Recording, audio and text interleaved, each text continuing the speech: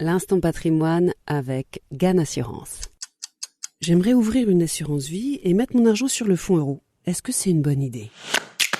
En tout cas, c'est une bonne question. Quand on souscrit un contrat d'assurance vie, on a le choix entre placer son argent sur le fonds euro ou sur les unités de compte. Ça peut être les deux.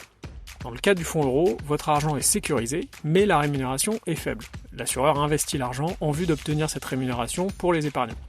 Dans le cas des unités de compte, votre argent n'est pas sécurisé. Mais les UC vous permettent d'investir sur les marchés financiers et donc d'espérer un possible rendement sur la durée. Si vous voulez en savoir plus sur les unités de compte, je vous invite à écouter le podcast qui en parle. On vous met le lien pas loin. Mais revenons au fonds euro.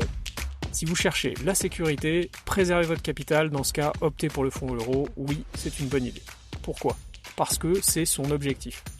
La réglementation impose aux assureurs de gérer de manière prudente les actifs qui sont investis. La prudence en finance, c'est acheter des obligations.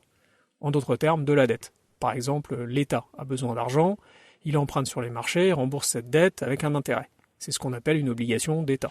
Les fonds en euros sont composés en moyenne de 75% d'obligations, et principalement des obligations d'État, comme notamment des obligations d'État français, ce qu'on appelle l'OAT, les obligations assimilables du Trésor.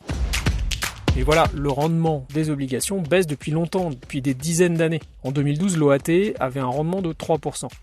Et aujourd'hui, en 2022, le rendement est proche de 0. Donc le rendement du fonds euro est en baisse. 1,28 en moyenne pour 2020 et probablement proche de 1% en 2021.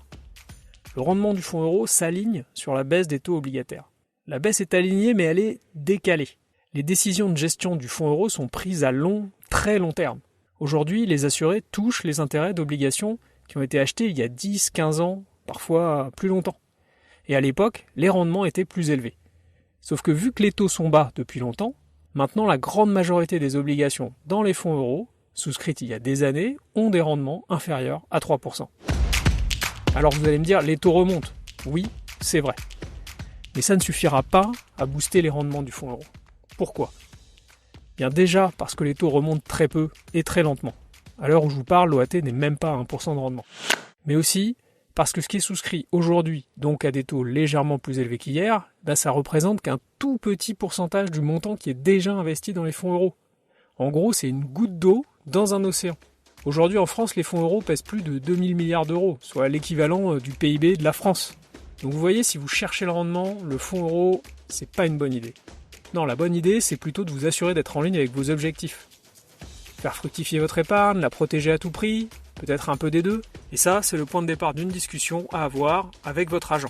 Il est là pour vous expliquer les différentes solutions et vous orienter, vous et votre épargne, vers le fonds euro ou les unités de compte, ou les deux.